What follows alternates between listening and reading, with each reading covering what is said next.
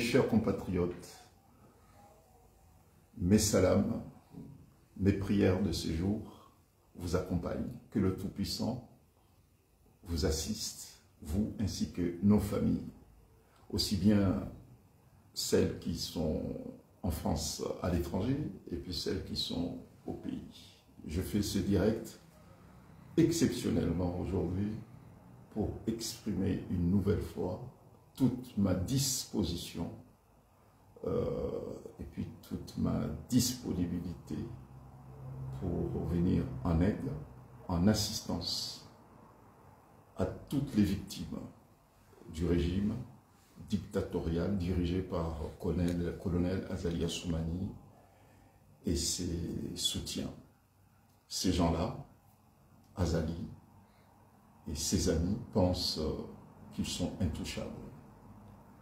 Et ils pensent, après avoir verrouillé les Comores, après avoir mis le pays à genoux, pensent pouvoir tout faire et que personne, mais vraiment personne ne peut les atteindre. Après avoir plié la constitution comorienne, toutes les institutions démocratiques des Comores, après avoir anéanti, démoli tout ce que les Comores disposent comme culture, religion, histoire, les institutions démocratiques. Azali pense disposer d'un boulevard sans la moindre contrainte de qui que ce soit et de quoi que ce soit, qu'il se trompe, puisque depuis longtemps, depuis son retour au pouvoir en 2016, il y a eu des stratégies qui avaient été mises en place. Certaines, parmi ces stratégies, ont plus ou moins réussi, et d'autres ont montré leurs limites, qu'il le sache, ainsi que ses amis, ses soutiens, qu'ils soient comoriens ou bien étrangers, que ses soutiens le sachent, que le peuple comorien, dont j'ai la légitimité, en tout cas je revendique la légitimité de pouvoir incarner une tranche importante de l'opinion comorienne, nous sommes rentrés en résistance contre le système mafieux, le système corrompu, le système criminel qu'Azali Assoumani a instauré aux Comores. Puisqu'il faut dire les choses clairement. Il y a ceux qui ne seraient pas d'accord, ce qui est tout à fait normal, mais il y a ceux nombreux qui observent le silence. Et c'est une écrasante majorité des Comoriens qui agissent en silence et qui ne sont vraiment pas d'accord, mais pas d'accord du tout, qui s'indignent dans le silence, mais avec dignité, contre ce système mafieux. Bien sûr que le Tout-Puissant nous aidera, mais il faudrait que les volontés se manifestent.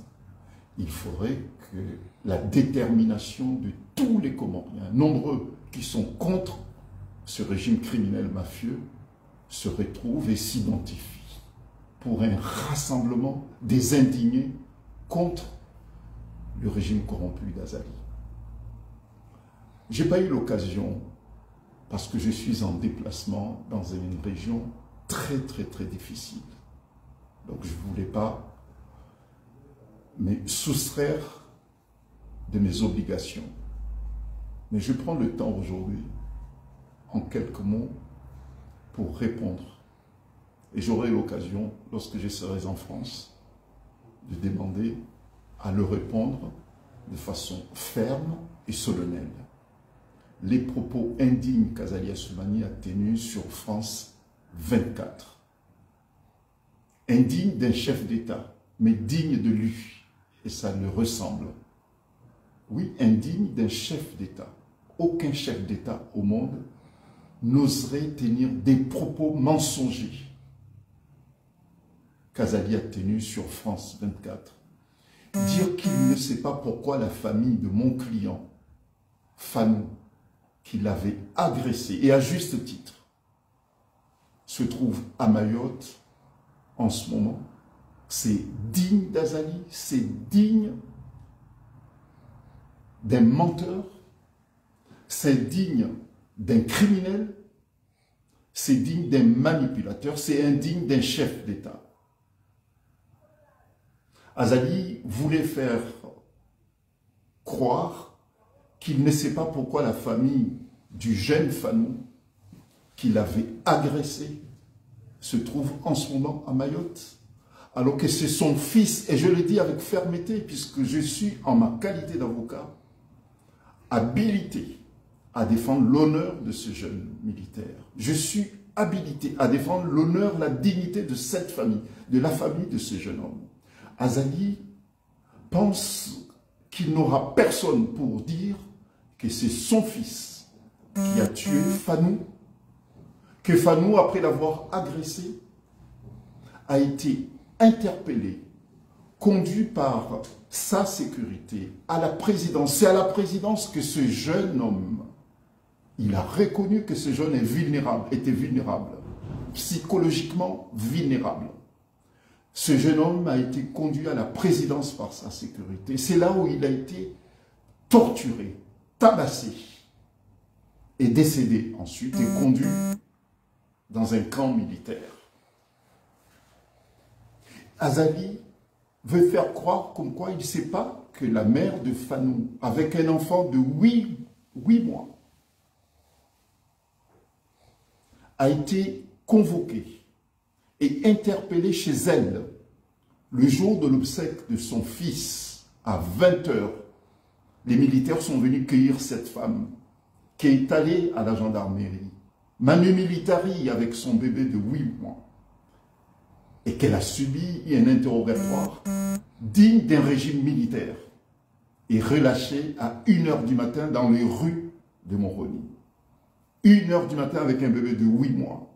Azali veut faire croire qu'il ne sait pas pourquoi cette femme, après avoir été sommée par le fils d'Azali, le commandant de la gendarmerie, qui est le fils d'Azali, l'a contraint à subir dans un véhicule une interview à charge dans un véhicule pour désavouer et remettre en cause l'information qui circulait comme quoi Fanou a été assassiné et portait des traces, des stigmates de torture qui ont conduit à sa mort. Cette femme a subi une interview à charge dirigée par un journaliste acquis au régime, à la cause du régime dictatorial dirigé par lui, et que son fils se positionnait à l'arrière du véhicule en question. Et que c'est son fils, commandant de la gendarmerie, a fait subir au frère de la victime de 12 ans, qui se trouvait dans la même cellule que son père, un interrogatoire à 23 h. Un gamin de 12 ans. Il l'a fait sortir de sa cellule dans laquelle il se trouvait avec son père à 23 h pour le faire subir à ce gamin de la torture, avec des menaces. Comme quoi, s'il appuie, s'il soutient l'information qui circule sur les circonstances de la mort de son frère, il lui fera subir les pires atrocités. Azali ne peut ne pas savoir cela, puisque tout ce qui se fait aux Comores, 40 personnes assassinées depuis qu'il est revenu au pouvoir, relève de sa seule, unique responsabilité. Fanou, il dit comme quoi Fanou voulait le tuer, je ne sais pas, et personne ne peut le savoir. Puisque si Azali voulait savoir pourquoi Fanou l'a agressé, il aurait ouvert une enquête judiciaire. Mais il n'a pas ouvert cette enquête judiciaire. Sur les circonstances de la mort de Fanou, Azali a fait enterrer cette enquête. Il a fait enterrer cette enquête. Il a demandé à son procureur, soi-disant procureur, de classer sans suite l'enquête qui a été ouverte pour définir et établir les circonstances de l'assassinat de ce jeune militaire. Il ne peut pas, aux yeux du monde, dire comme quoi il y a une enquête en cours qui va établir les circonstances de la mort de ce jeune homme, alors qu'il sait que le procureur, acquis à sa cause qu'il a nommé, a classé ce dossier sans suite. Il n'y a pas de dossier Fanou aux Comores, comme il n'y a pas de dossier pour les 40 personnes qui ont été assassinées par les militaires et à la demande sous le commandement du colonel Azali Assoumani. 40 assassinats politiques depuis qu'Azali est revenu au pouvoir aux Comores en 2016. Il n'y a jamais eu et il n'y aura jamais d'enquête judiciaire tant qu'Azali sera à la tête de l'État comorien. Et c'est pour cette raison que la famille de Fanou a déposé plainte non seulement en France, mais des plaintes également sont posées un peu partout, puisque nous ne pouvons pas, en 2025, accepter autant d'assassinats. Nous ne pouvons pas accepter, en 2025, autant de privations de liberté.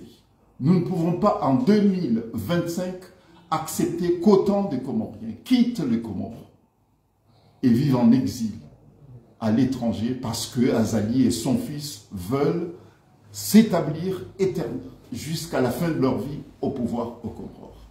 Et aujourd'hui, cette vidéo, je la fais pour soutenir, exprimer pour la première fois, puisque c'est urgent et c'est vital, notre frère de lutte, le militant, le président du parti Ouri, Dr Ahmed, observe à partir de ce jour une grève de la faim. Si notre frère peut m'écouter, s'il a l'occasion d'écouter mes propos, ma déclaration, c'est d'appeler Dr Ahmed à mettre fin à sa grève de la faim. La lutte que nous menons contre Azali doit être menée par des vivants et non pas par des morts. Nous devons être vivants et forts, constants, réunis tous ensemble pour lutter contre la dictature d'Azali. Nous ne voulons pas avoir des Comoriens affaiblis. Nous ne voulons pas que des morts, puisque ça ne sera jamais ainsi, mener ce combat. Nous voulons être forts, encore puissants, encore déterminés, encore patriotes. Tous ensemble, rattachés aux valeurs démocratiques, amoureux de notre pays, rattachés à notre continent africain, mener cette lutte. Elle est à notre portée puisque nous sommes déterminés, nous sommes des hommes de conviction. Cette lutte, nous la mènerons et nous le gagnerons. Azali peut faire voter comme député qui il veut. Nous savons qu'il s'agit d'une mascarade. Tous ensemble, nous gagnerons ce combat. Moi, Saïd Larifou, patriote africain d'origine comorienne, je suis déterminé. Le combat contre Azali est à notre portée et à ma portée. C'est une question de stratégie, c'est une question de conviction. Il peut faire tout ce qu'il veut. Nous l'aurons Azali. Nous le chasserons du palais présidentiel Beti Salam. C'est une question de détermination et de stratégie. Et nous avons les moyens pour le faire partir par la petite porte. Il n'aura pas d'exil, comme ce fut le cas pour les autres dictateurs, comme lui. Il n'y aura pas d'exil pour Azali et sa famille. Nous le traquerons, nous le ferons subir les règles du droit, puisque nous lui appliquerons le droit. Je sais qu'il n'aime pas le droit. Je sais qu'Azali est antidémocratique. Il n'aime pas. Mais nous le ferons subir les pires conséquences du droit. À mes compatriotes, qui sont de plus en plus nombreux à se réfugier un peu partout, pas plus tard que ce matin, il y a des militaires comoriens qui m'ont appelé en état de détresse qui sont en Europe. qui sont arrivés aujourd'hui, qui ont demandé et ils obtiendront de l'exil. Et je sais qu'il y en a d'autres également. Mais je tiens à leur dire que vous ne pouvez pas tous quitter le pays. Ce n'est pas possible, puisque si nous quittons le pays, personne ne sera sur place pour résister, pour mener le combat contre ce régime dictatorial. Donc nous devons nous organiser, nous structurer pour venir à bout de ces régimes qui est à bout de souffle, effectivement. Mais ceux qui sont à l'extérieur, une nouvelle fois, je me rends disponible pour eux.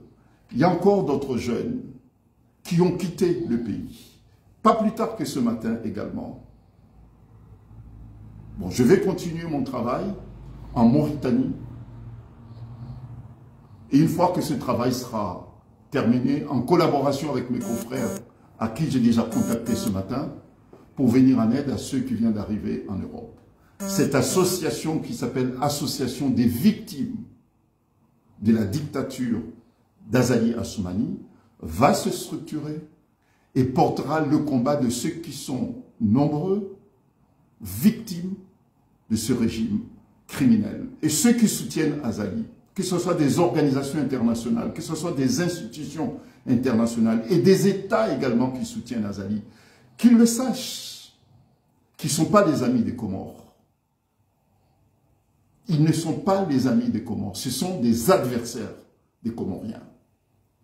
Tout ce qu'ils font avec Azali, ils le font contre les Comoriens, contre les valeurs qu'ils prétendent représenter et défendre. Aucun observateur digne de ce nom, ou bien un partenaire qui aime les Comores, qui est censé travailler avec les Comores. Avec Azali, il ne travaille pas avec les Comores, il travaille avec un dictateur. Je pense que le discours, il est clair. Nous devons, et nous le ferons, dire les choses clairement. Et ceux qui ne sont pas d'accord avec nous, ils ne sont pas d'accord. Nous ne forçons personne, mais vraiment personne, à être d'accord avec nous. Puisqu'il s'agit d'un combat pour la libération de notre pays. Et à partir de là, que chacun reste à sa place. Et ceux qui acceptent de mouiller leur chemise et de faire sacrifice de soi pour des valeurs, pour les Comores et pour l'Afrique, nous nous retrouverons sur ce chemin de combat. Vive les Comores, unis et solidaires et humanistes. Vive la solidarité africaine. À très bientôt, Inch'Allah. Merci.